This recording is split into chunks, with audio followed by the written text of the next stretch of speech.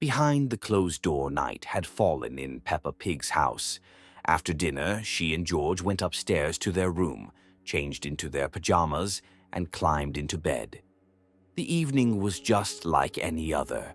Mummy Pig came in to say goodnight, turned off the light, and left the door slightly ajar, allowing a sliver of warm light from the hallway to spill into the room. The familiar silence settled in, broken only by George's steady breathing as he quickly drifted off to sleep, curled up under his blanket. A few hours passed. Outside, the sky was completely dark, and pale moonlight filtered through the curtains, casting faint shadows on the walls. Then Peppa woke up. She didn't know what had stirred her from sleep, but a strange uneasiness settled deep inside her the moment she opened her eyes. The room looked the same as always, stuffed animals in the corner, books neatly arranged on the shelves, the nightlight sitting on the bedside table. But something felt wrong. A chill crept down her spine as she realized what it was. The door. When she had gone to bed, the door had been slightly open, letting the soft glow from the hallway seep in. Now it was shut tight. Peppa slowly sat up in bed, her breath shallow. The door had never closed on its own before. Someone must have pushed it shut. But she hadn't heard any footsteps, no creak of the floorboards, no movement at all. Her gaze flickered toward George, still fast asleep, unaware of the growing fear inside her. She hesitated, then carefully slid out of bed, placing her feet on the cool floor. The air in the room felt heavier than usual, pressing against her like an invisible weight. Step by step, she crept toward the door, barely daring to breathe. She reached for the doorknob, turned it gently, pulled. Nothing. The door wouldn't open. Her hands trembled as she tightened her grip, pulling harder this time. The knob didn't even budge, as if something on the other side was holding it shut. A deep, sickening dread filled her chest. She swallowed hard and pressed her ear against the wood. The hallway should have been quiet. There should have been nothing there. But there was something. She couldn't hear it move, couldn't hear it breathe, but she could feel it. The presence was unmistakable, heavy, cold, and waiting. The silence stretched on, thick and suffocating. Then the sound came, a soft, deliberate knock. Once, twice, 3 times. Each knock was slow, calculated, as if whatever was on the other side was waiting for her to respond. Peppa stumbled back, her pulse hammering in her ears. The fear was unbearable now, wrapping around her like icy chains. And then it spoke. The voice was hers, exactly hers. Calm, familiar, slightly sleepy, like an echo of herself. But something was wrong. It was too smooth, too measured, too empty. She didn't know how long she stood there, frozen. At some point, she swore she saw the doorknob twitch. Just slightly, just enough to let her know it was still there. Without thinking, she turned and rushed back to bed, pulling the covers over her head and squeezing her eyes shut. She knew that if it wanted to, it could come in, but it didn't. The night stretched on, silent and endless, and in the morning the door was slightly open again, as if nothing had ever happened. Endless night. Peppa woke up in the middle of the night. She immediately felt that something was wrong. Usually, even at night, her room wasn't completely dark. Streetlights outside, the soft glow of the moon, the faint light from her night lamp. But now she was surrounded by absolute darkness. She blinked, trying to adjust to it, but nothing changed.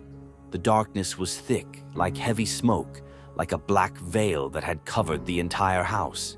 Peppa slowly sat up in bed. A strange unease tightened in her chest. She reached out, found her night lamp, and flicked the switch. The light did not turn on. Peppa frowned. She swung her legs off the bed. The floor was cold, colder than usual.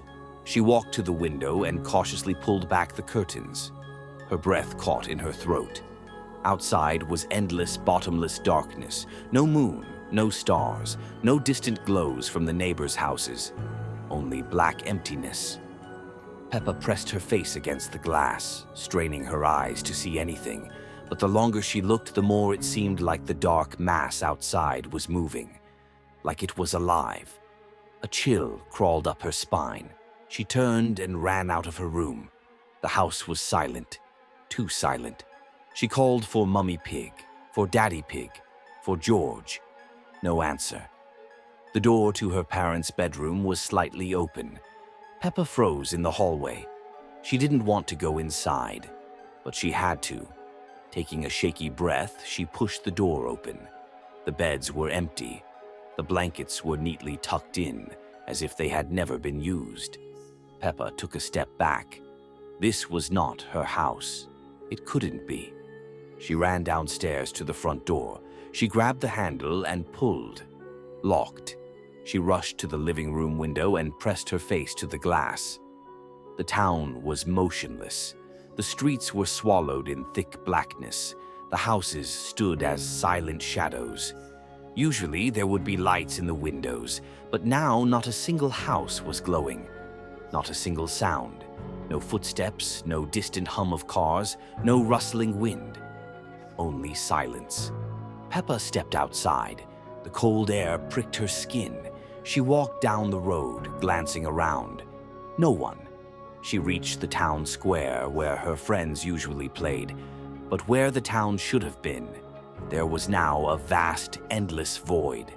The ground abruptly ended, like the town had been erased, leaving only this black abyss behind.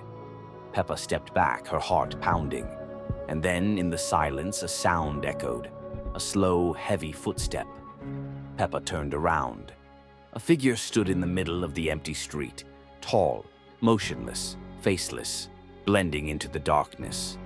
The figure did not move, but Peppa felt its gaze on her. She took a step back.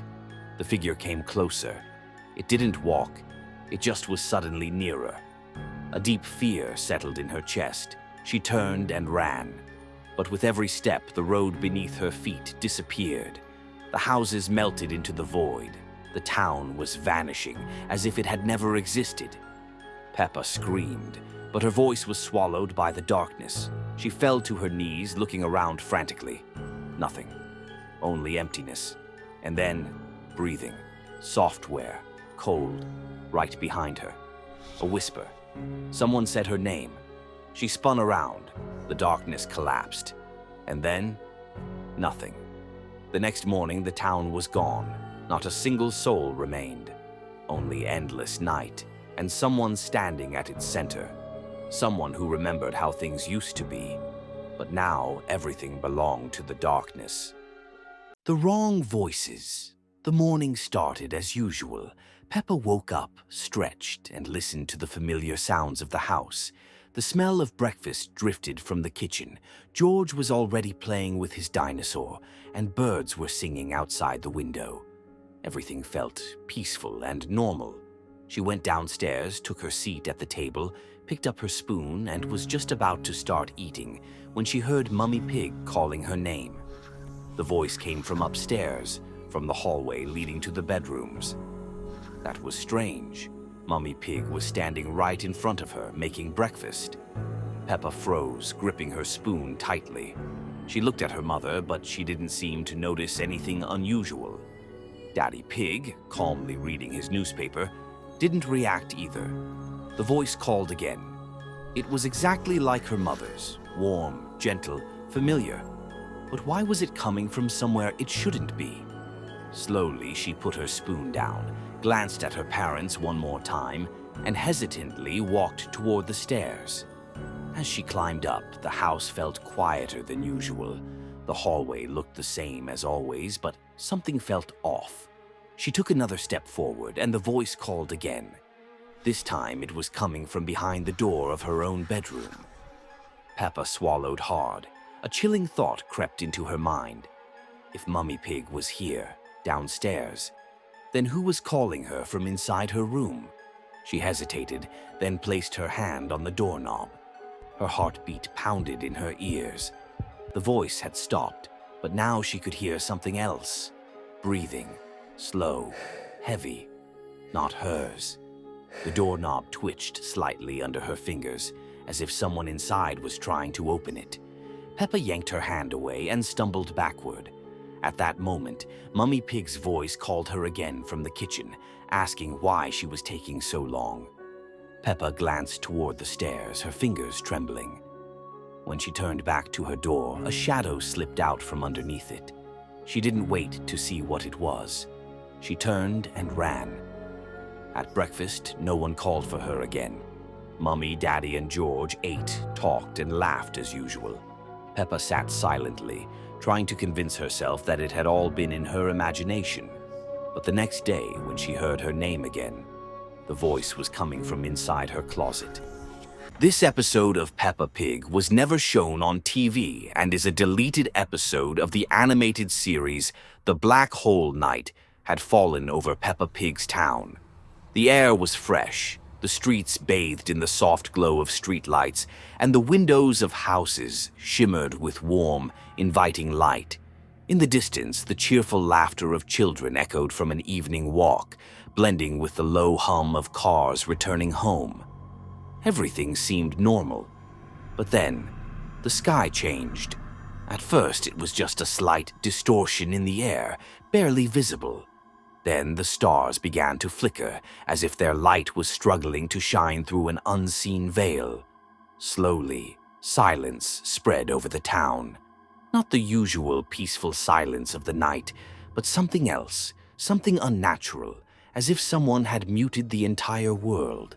And then, in the middle of the sky, a black dot appeared. Small, almost unnoticeable, it began to grow.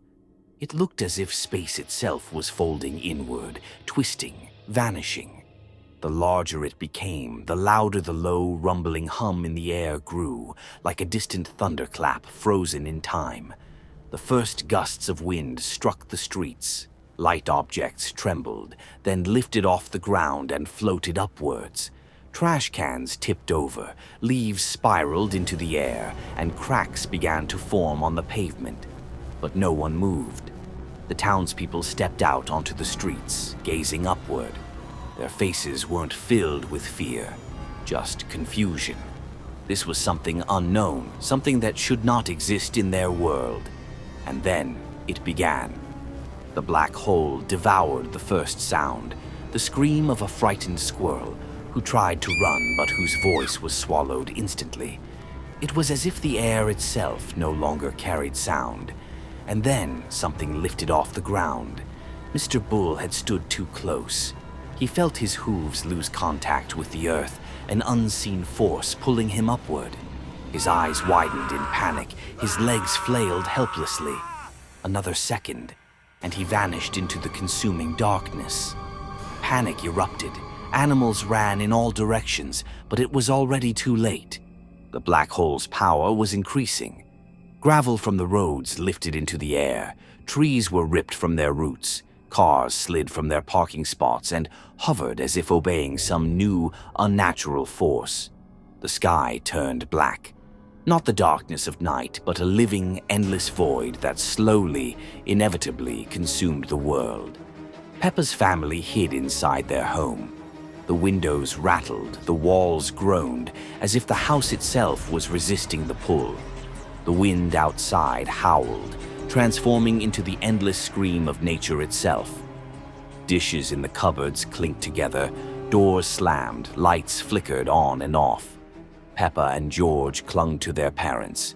They didn't cry. It was too terrifying to cry. Outside, the streets were empty. The town was disappearing.